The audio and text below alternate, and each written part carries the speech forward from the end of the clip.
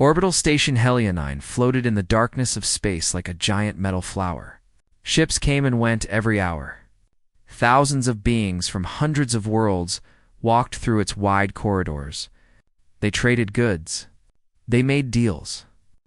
They lived their lives far from the planets where they were born. The station was loud and bright and full of strange smells. Aliens of every shape moved through the markets. Some had scales. Some had feathers. Some had too many eyes or too few limbs. They all had one thing in common. They all believed they understood how the galaxy worked. They knew which species were strong and which were weak. They knew who to fear and who to ignore. Humans fell into the second group. Kong Taeho walked through the lower market with a bag over his shoulder. He had just finished a cargo run. 3 weeks alone in a small ship. 3 weeks of silence and darkness between the stars. Now he wanted food and maybe a drink before he found another job. He was not a tall man. He was not wide or thick with muscle. His hair was black and cut short. His face was plain. He had dark eyes that watched everything but showed nothing. He wore old clothes, brown jacket, gray pants, boots that had seen too many worlds. He looked like exactly what he was. A man who worked hard jobs for small pay. The aliens around him barely noticed he was there. A group of Vorians walked past him. They were big creatures with 4 legs and skin like stone. One of them bumped Taeho with its shoulder and kept walking without a word. It did not even look down. Taeho said nothing. He just kept walking. He found a small cantina near the edge of the market. It was a dirty place with low lights and the smell of a dozen different foods cooking at once. Most of the customers were workers like him. Dock hands, ship mechanics, cargo haulers, the kind of people who kept the station running but never got any respect for it. Taeho sat alone at a corner table. He ordered the cheapest meal on the menu and a cup of water. The food came in a metal bowl, some kind of protein mixed with grain. It had no taste. He ate it anyway. At the front of the cantina, a group of Salians entered. Everyone noticed them. It was impossible not to. Salians were beautiful in a cold and distant way. They stood taller than humans.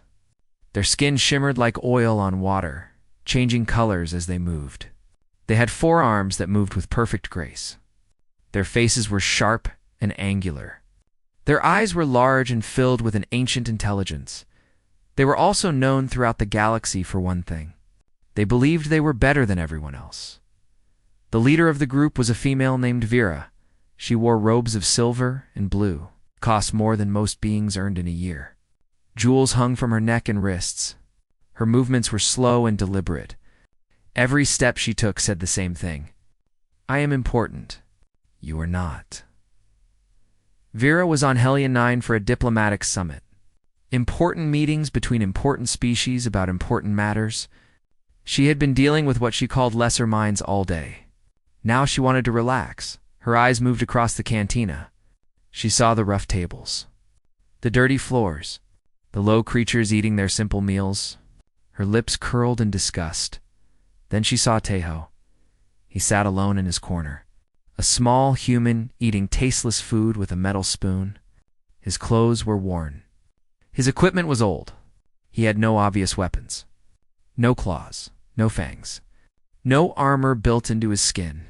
He was soft and breakable and utterly unremarkable. Vera smiled. She whispered something to her companions, and they all looked at the human. Some of them laughed quietly. A young human woman working near the back of the cantina also noticed. Her name was Hayuna. She was an engineer, smart and skilled with machines. She had come to Helionine 6 months ago to find work. Now she fixed broken systems in the lower levels where no one else wanted to go. Yuna knew who Taeho was. Not personally, but she had heard the stories that passed between human crews. Kong Taeho, the ghost of Titan Base. 5 years ago, there was a war. A small one by galactic standards. But wars are never small to the people fighting them. An enemy force attacked a human outpost on Titan. 2,000 soldiers were stationed there. They were cut off from help. No ships could reach them. No reinforcements could arrive. They were told to hold for 3 days. They held for 40. When rescue finally came, only 200 soldiers were still alive. They had run out of food.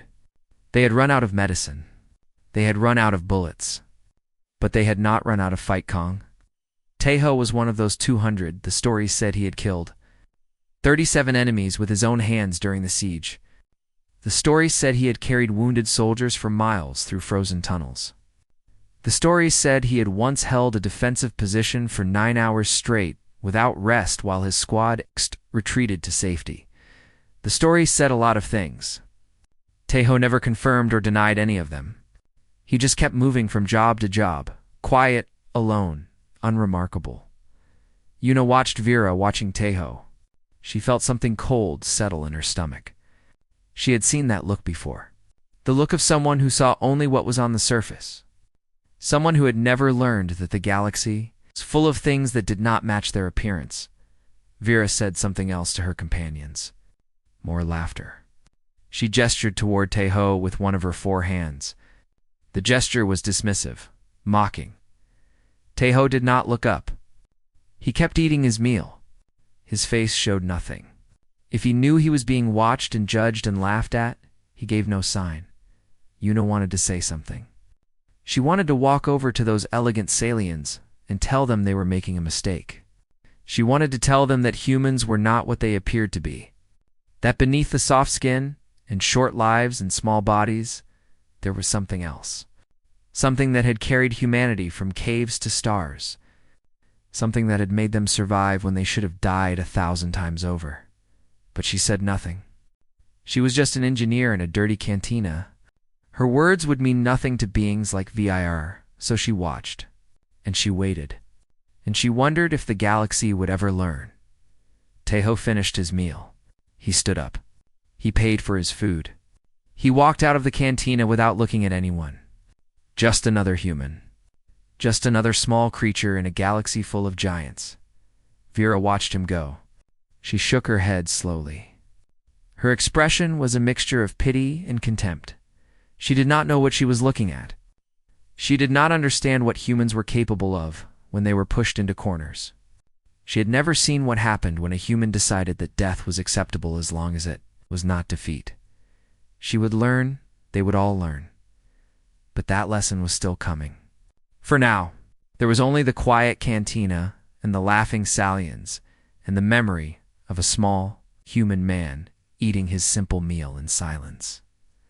The station continued its slow spin through the void. Ships came and went. Lives moved forward. And somewhere in the darkness between stars, something terrible was already heading toward. HELION-9, something that would change. Everything 2 days passed on orbital station Helionine. The diplomatic summit continued in the upper levels where the wealthy and powerful gathered. Down below, life went on as it always did. Workers worked. Traders traded. The machinery of civilization kept turning.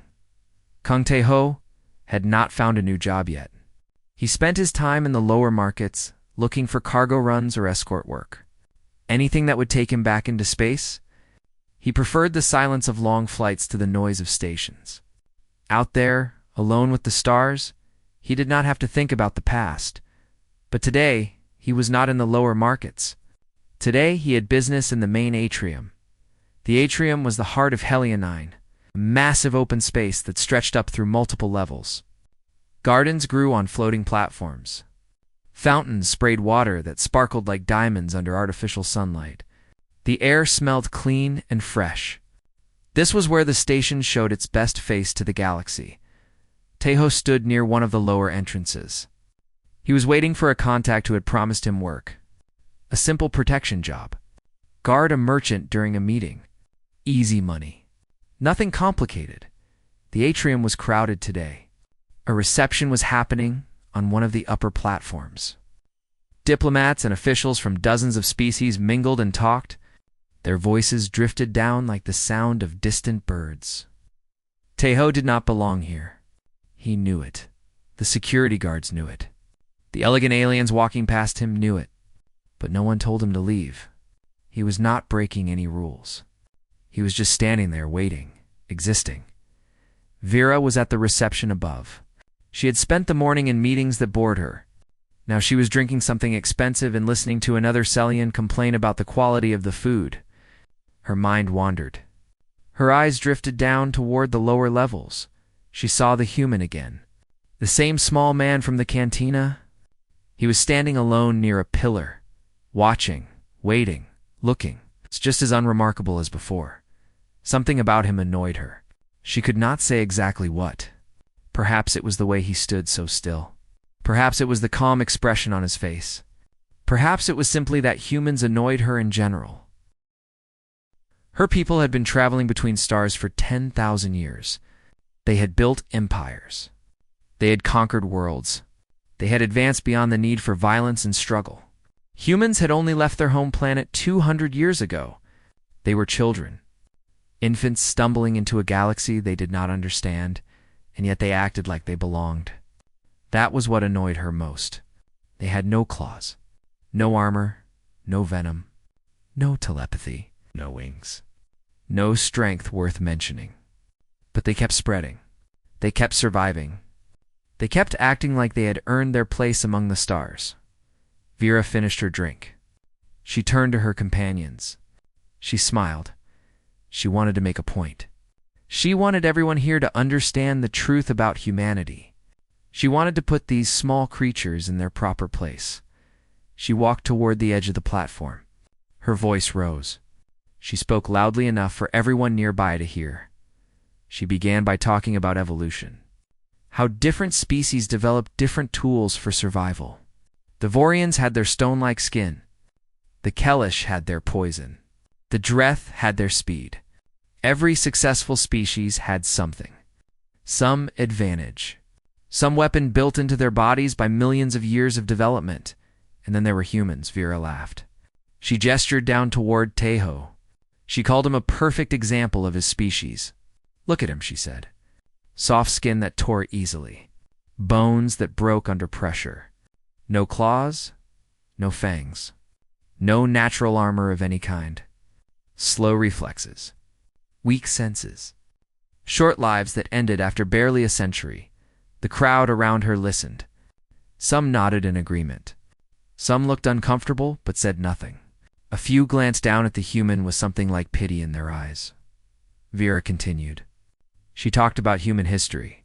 A species that spent most of its existence killing each other, fighting over resources, destroying their own planet. They had nearly gone extinct multiple times. Not from external threats, from their own stupidity. She called them persistent scavengers. Creatures that survived not because they were strong, but because they refused to die. Like insects. Like bacteria. Too stubborn to know when they were beaten. Her words echoed through the atrium. They reached Tejo's ears. He looked up. His dark eyes found Vera on her platform above. His expression did not change. He did not look angry or hurt or embarrassed. He just looked, watched, waited while UNA was in the atrium too. She had come to repair a broken irrigation system in one of the gardens. She heard every word. Her hands tightened into fists at her sides. Her jaw clenched. She wanted to shout. She wanted to defend her species. She wanted to tell these arrogant aliens the truth about humanity. But she stayed silent. She was nobody. Her voice would change nothing.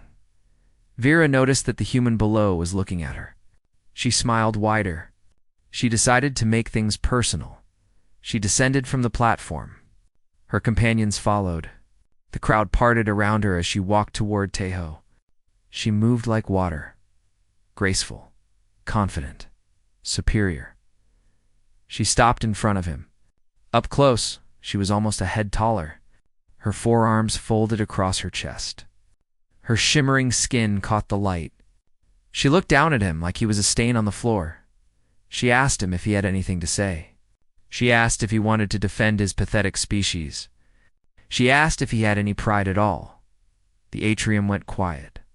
Everyone was watching now. Aliens of a dozen species. Security guards, workers, diplomats, all of them waiting to see what the human would do. Tejo looked at her.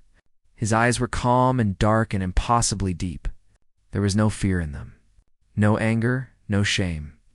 Just a quiet patience that seemed out of place on such a small and fragile creature. When he spoke, his voice was soft. Almost gentle, he said 5 words. Only 5. You have never seen us fight, that was all. No explanation, no defense, no anger. Just a simple statement of fact delivered with the confidence of absolute truth. Vera blinked. For a moment, something flickered across her face. Something she did not understand. Something that almost felt like doubt. But she pushed it away. She laughed again. She shook her head. She told him that she had seen humans fight. She had watched recordings of their wars. Brutal and ugly and primitive. Nothing impressive. Nothing that would scare anyone with real power. Tejo did not argue. He simply nodded, as if she had proven his point instead of her own. He turned and walked. Away, slow, steady, unhurried. He did not look back. Vera stood there for a moment. She felt something strange. Something she could not name. A tiny seed of uncertainty buried deep beneath her confidence, but she ignored it. She returned to her reception. She continued her conversations. She forgot about the small human with the dark eyes. Yuna watched Tejo leave the atrium. She understood what Vera did not. She understood what those 5 words really meant. Humans did not fight like other species. They did not rely on strength or speed or natural weapons. They fought with something else. Something deeper. Something that had no name in any language. When humans fought, really fought, they became something different. Something that did not care about pain or fear or death. Something that would keep going long after any other creature would have stopped. Vera had seen recordings of human wars. Soldiers shooting at each other across battlefields. Organized violence between armies. That was not what Tejo meant. He meant survival. True survival. The kind where every breath was a victory. The kind where death was not an ending but just another enemy to defeat. The kind that had turned a species of weak and fragile apes into the most successful persistence hunters their planet had ever seen. Vera did not understand. She could not understand. Her species had never needed to fight that way. But soon she would learn. The lesson was already on its way. Traveling through the darkness between stars, getting closer every hour. And when it arrived, everyone on Helionine would discover what humans really were. The alarms started at midnight. They screamed through every corridor and chamber of orbital station Helionine. Red lights flashed. Emergency broadcasts filled the air with automated warnings. The station shook as something massive connected with its outer hull.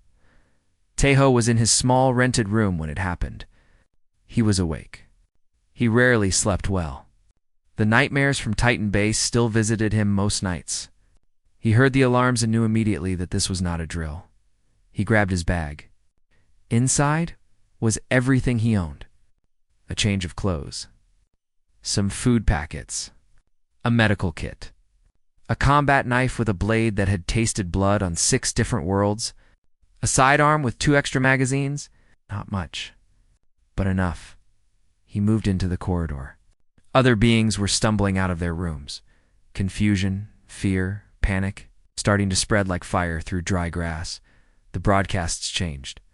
A new message repeated over and over. Emergency. Emergency. Keth vessel has docked at Airlock 7. All personnel evacuate to designated safe zones. This is not a drill. Repeat. Keth vessel has docked. The corridor went silent. Everyone stopped moving. Everyone stopped breathing. The word hung in the air like poison tacked. Even Tejo felt something cold move through his chest. He had never seen a Keth in person, but he had heard the stories. Everyone in the galaxy had heard the stories. The Keth were hunters, not like other predator species who hunted for food or territory.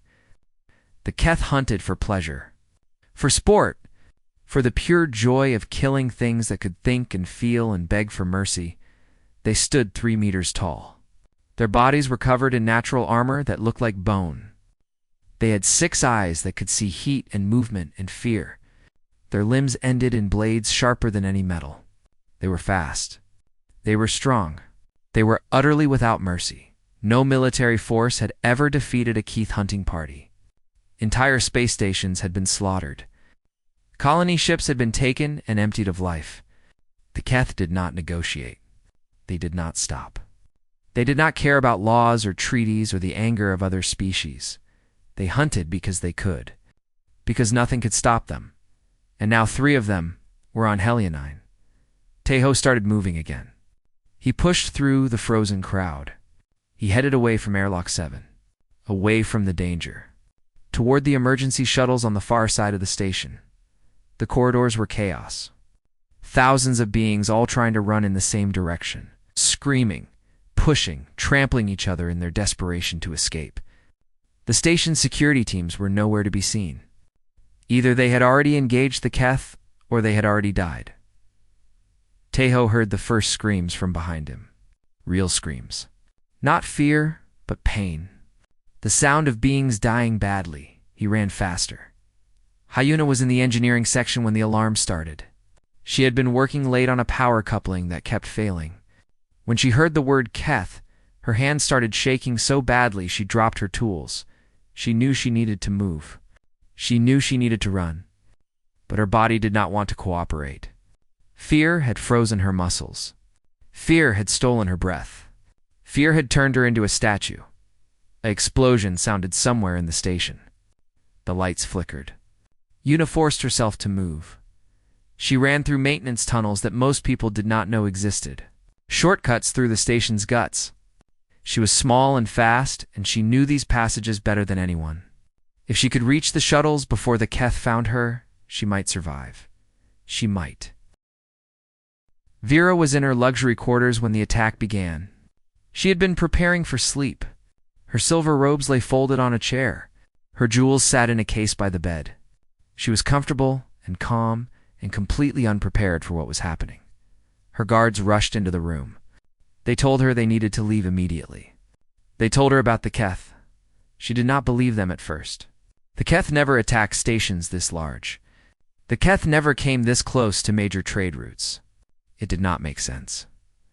But the screams she heard through the walls convinced her. She dressed quickly. Her guards surrounded her. They moved through the corridors toward the emergency shuttles. Other diplomats joined them. Other important people with other guards. A small army of frightened beings all moving in the same direction. They never reached the shuttles.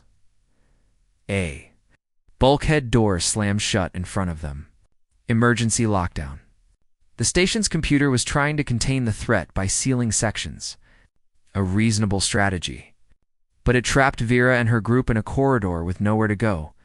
They tried to override the door. They tried to contact the bridge. They tried everything. Nothing worked, and then they heard the footsteps, heavy, slow, deliberate. Coming from the corridor behind them, Vera turned. Her forearms wrapped around herself.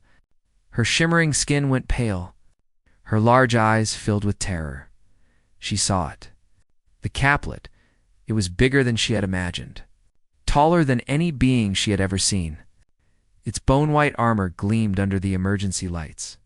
Its 6 eyes burned with a red glow that seemed to look through her rather than at her. Its blade limbs clicked against the floor as it walked. It was not running. It was not rushing. It was taking its time. Enjoying the moment, Vera's guards raised their weapons. Energy beams struck the Keth's armor and did nothing. The creature did not even slow down. It walked through the gunfire like walking through rain. It killed the first guard with a single swipe. The body fell in 2 pieces. The others tried to run. There was nowhere to go. The Keth moved among them like death itself. Each swing of its bladed limbs ended a life. Each step brought more screaming, more blood, more death. Vera pressed herself against the sealed bulkhead. She watched her guards die. She watched diplomats and officials and important people become nothing more than meat on the floor. She could not move. She could not speak. She could only watch. And then a maintenance hatch opened in the wall beside her. Yuna's face appeared. The young human engineer? Her eyes were wide with fear, but her voice was steady. She told Vera to come. Now, before the Keth finished with the others. Vera did not hesitate. She dove through the hatch. Yuna sealed it behind her. They crawled through narrow passages that were never meant for beings of Vera's size. Her expensive robes tore. Her soft skin scraped against metal. She did not care. They emerged in a storage room. Other survivors were there, a handful of workers, a few merchants, and one human man with dark eyes and a calm face, Kong Tae-ho. He was checking his weapon. His knife was already in his hand. He looked up when Vera and Yuna entered. He did not seem surprised to see them. The storage room had 2 exits. Both were sealed by emergency lockdown. They were trapped. Through the walls. They could hear the Keth moving, hunting, getting closer. One of the merchants started crying. Another started praying to gods that probably could not hear him. Vera's legs gave out. She slid down the wall and sat on the cold floor. Her superior attitude was gone. Her confidence was gone. Everything she believed about herself and her species was meaningless now. They were all going to die. She looked at Tae-ho, the small human who she had mocked and ridiculed, the weak creature she had called a persistent scavenger. He was standing near one of the sealed doors, listening, waiting. His face showed no fear. How could he not be afraid? The footsteps grew louder, closer. The Keth had found their trail. It was coming. Vera heard herself speak. Her voice was a whisper. She said they should surrender. Maybe the Keth would make it quick. Maybe there was mercy somewhere in those 6 burning eyes. Tae-ho looked at her. For the first time, something moved in his expression. Not anger. Not contempt. Something else. Something that looked almost like pity. He shook his head slowly. He said one word. No. Then he walked toward the door, where the footsteps were loudest. He stopped. He waited. His knife caught the emergency lights and gleamed red. The door began to buckle. Something on the other side was tearing through the metal. Tae-ho did not back away. He stood his ground. A small human man facing a nightmare that had ended civilizations. Yuna understood. She did not know if he could win. She did not know if anyone could win against a Keth. But she understood what he was doing. He was going to fight. Not because he thought he could survive, but because that was what humans did. They fought. Even when it was hopeless. Even when death was certain. They fought because giving up was not something they knew how to do. The door exploded inward. The Keth stood in the opening, massive, terrifying, covered in the blood of those it had already killed. It saw the group of survivors. It saw the easy prey. And then it saw the small human standing in front of them with a knife in his hand. For one long moment, nothing moved. Then Kang Tae-ho stepped forward.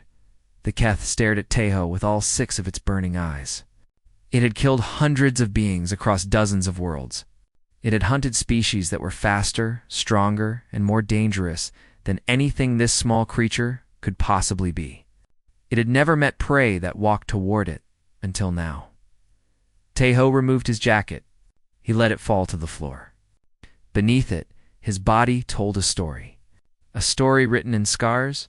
Burns covered his left arm from shoulder to wrist. Old wounds from fire that had nearly killed him. Slash marks crossed his chest like a map of violence. Puncture scars dotted his sides where blades and claws had found their marks. A thick line of scar tissue ran along his neck where something had tried to open his throat and failed. He had been hurt before, many times, in many ways, and he was still standing. The Keth made a sound. Something between a growl and a laugh. It recognized what it was seeing. This was a survivor. This was something that had faced death and refused to stop breathing. For the first time in a very long time, the Keth felt something other than hunger. It felt interest, it attacked. The creature moved faster than anything that size should be able to move. One of its blade limbs swept toward Teho's head. The strike could have cut through steel. It should have ended the fight before it began. Teho was not there. He had already moved. Not fast, not graceful. Just enough. He dove under the swing and rolled across the floor. His knife found the back of the Keth's leg where the armor was thinnest. The blade sank in. Black blood sprayed. The Keth roared. More surprise than pain. It spun around. Its tail whipped through the air and caught Teho in the chest. He flew backward, hit the wall, fell to the ground. Something cracked inside him. A rib. Maybe two. He got up. The survivors watched from the corners of the room. Yuna had pushed them behind storage containers. She was trying to find another way out, another escape route. But she could not look away from what was happening. Vera watched with eyes that could not believe what they were seeing. The human should be dead. The blow from the Keth's tail should have broken him in half. But he was standing. He was moving. He was still holding his knife. How was he still standing? The Keth attacked again. Faster this time. More serious. It was no longer playing with its prey. It wanted this human dead. Blade limbs sliced through the air. Teho dodged the first, blocked the second with his knife. The impact sent him sliding across the floor. The third caught his shoulder and opened a gash that went to the bone. He did not scream. He grunted. He moved. He kept fighting. His sidearm came up. 3 shots. The first hit the Keth's chest armor and bounced away. The second did the same. The third found one of its 6 eyes. The Keth screamed, a sound that filled the room and made everyone cover their ears. Black fluid poured from the ruined eye. The creature staggered. Teho pressed forward. He was bleeding badly now. His left arm was barely working. His breathing was ragged and wet. But he did not stop. He grabbed a chemical canister from a nearby shelf. Some kind of cleaning solution. He did not know what it was. He did not care. He threw it at the Keth's face and shot it in midair. The explosion was small but bright. The chemicals burned. The Keth clawed at its own face as fire spread across its features. 2 more of its eyes went dark. Teho used the moment. He climbed the creature's back. His fingers found gaps in the bone armor. His knife found soft flesh beneath. He stabbed again and again. Each wound was small. Each wound bled. The Keth threw him off. He crashed through a stack of crates. Glass shattered around him. Metal cut into his back. He lay in the wreckage for a moment, not moving. Not breathing. Yuna thought he was dead. Then he coughed. Blood came out of his mouth. He put his hands on the floor and pushed himself up. He got up. Vera did not understand. She could not understand. This was impossible. No creature could take that much damage and keep fighting. No sane being would continue against such impossible odds. Why did he not stay down? Why did he not accept the end? The answer was simple, but it was an answer that her species had never needed to learn. Humans were persistence hunters. Long ago on a blue planet circling a yellow star, humanity's ancestors had survived not by being the strongest or the fastest. They survived by being the most stubborn. They chased prey for hours, for days. They followed wounded animals until exhaustion brought them down.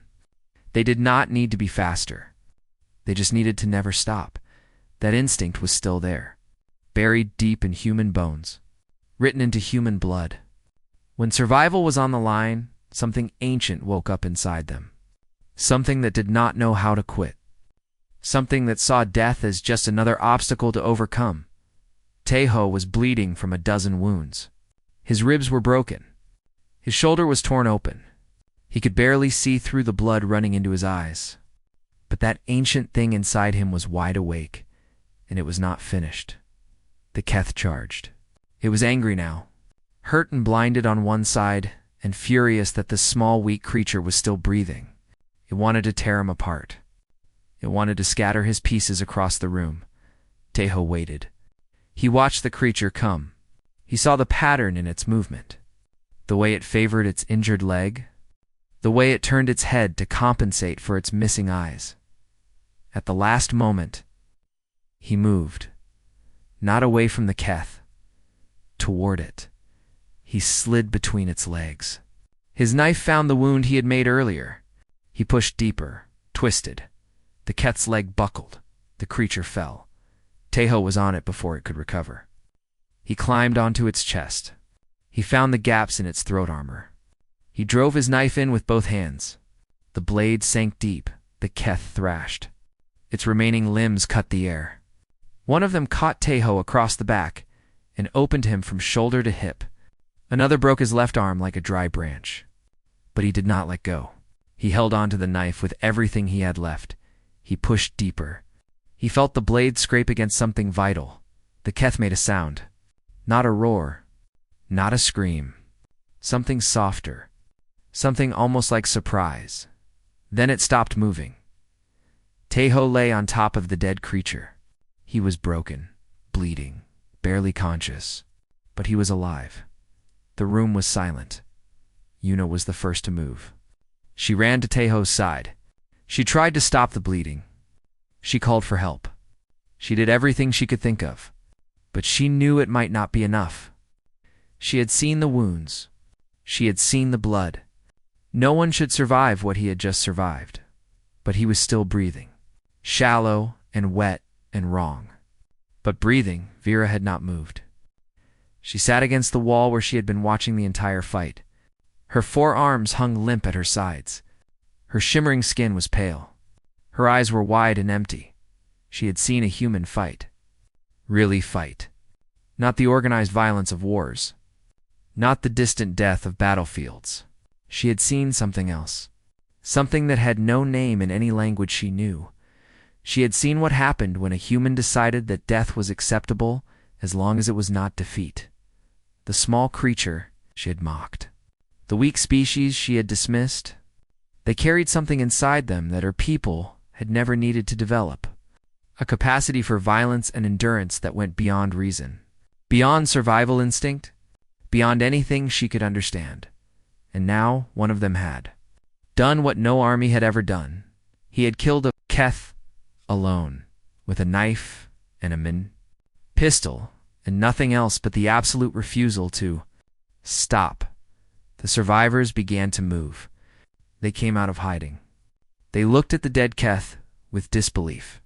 They looked at the broken human lying on top of it with something else, something that might have been awe. Yuna kept working on Tejo's wounds. She tore strips from her shirt to make bandages. She pressed her hands against the worst of the bleeding. She talked to him even though she was not sure he could hear her. She told him to hold on. She told him help was coming. She told him that he had done something impossible. Tejo's eyes opened. Just a crack. Dark and calm and impossibly deep. He looked at her. He tried to say something. The words were too quiet to hear, but his eyes said enough. He was not done yet. The station's emergency. Systems had recorded everything. Every camera in that storage room had captured the impossible fight. The footage would spread across the galaxy within days. But in that moment, none of that mattered. What mattered was the sound of heavy footsteps approaching from the corridor outside. The other two Keth had heard their companion fall. Yuna looked up from Tejo's wounds. Her hands were covered in his blood. Her face was pale with exhaustion and fear. She had done everything she could to slow the bleeding. But he needed real medical help. He needed surgery and blood transfusions in time he might not have. And now, 2 more nightmares were coming. The survivors pressed against the back wall. Some of them were crying. Some were praying. Vera had not moved from where she sat. She seemed unable to process what was happening. Her brilliant mind had stopped working. All she could do was stare at the doorway and wait for death. Tejo tried to move. His body refused. The damage was too severe. Too many wounds. Too much blood lost. He could barely keep his eyes open. But his hand still held the knife. His fingers were wrapped so tightly around the handle that nothing could have pulled it away. If he had to die, he would die fighting. That was all he knew how to do. The footsteps stopped. Two massive shadows filled the doorway. The Keth were even larger than their fallen companion. Their bone armor was darker, older. They had been hunting for centuries. They had killed things that Teho could not even imagine. They were veterans of 1,000 slaughters. They looked at the scene before them. They saw the body of their companion. The greatest hunter of their group, lying dead on the floor with a knife still buried in its throat. They saw the small human lying on top of it, broken and bleeding and barely alive, but still holding his weapon, still watching them with eyes that held no fear. The Keth did not speak. Their species communicated in ways that other beings could not. Understand, chemicals, vibrations, something deeper that had no name. But what passed between them in that moment was clear. They were looking at something they had never seen before. In all their centuries of hunting, they had never encountered prey like this. They had killed creatures that were stronger, creatures that were faster, creatures with natural weapons that should have made them dangerous. But all of them had one thing in common. They all knew when to stop fighting. They all understood when death was certain. They all had a point where survival instinct turned to surrender. This human did not have that point. They had watched through their compound, eyes as their companion tore him apart. They had seen the wounds, the broken bones, the blood. Any other creature in the galaxy would have stopped, would have given up, would have accepted the inevitable. But the human kept getting up, again and again and again. He fought with his body destroyed. He fought with death already taking hold. He fought like something that had forgotten how to stop, and he had one. The Keth looked at each other. Another silent communication passed between them. This was not prey. This was something else. Something that their instincts recognized, even if their minds did not understand. Something that made the ancient predator part of their brains send a warning. Do not engage. This is not worth the risk. One of the Keth moved. It stepped into the room. The survivors screamed. Yuna threw herself over Teo's body. She knew she could not protect him. She knew she would die in seconds. But she could not do nothing. That was not something humans knew how to do. The Keth ignored her.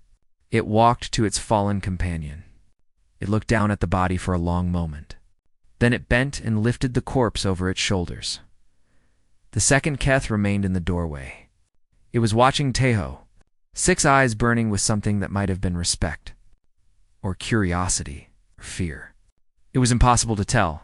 Teho watched back. His knife was still in his hand. His broken body was still ready to fight. If they came for him, he would face them. He would die trying to take one more of them with him. That was all he had left to give. The Keth in the doorway made a sound. Low and deep and resonant. It was not a threat. It was something else. Then it turned and walked away. The other Keth followed, carrying its dead companion. Their footsteps echoed through the corridor, getting softer. Getting further away, no one moved. No one breathed. No one believed what had just happened. Minutes passed. The footsteps faded completely.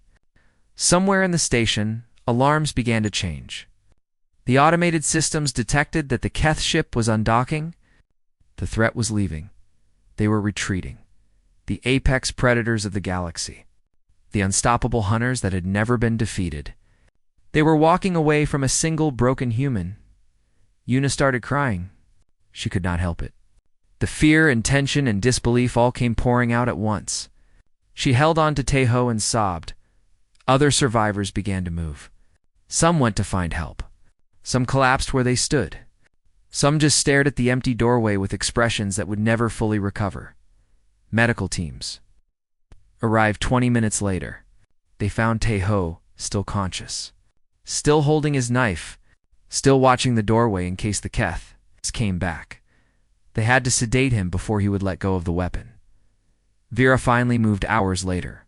She had stayed in that storage room long after everyone else had left.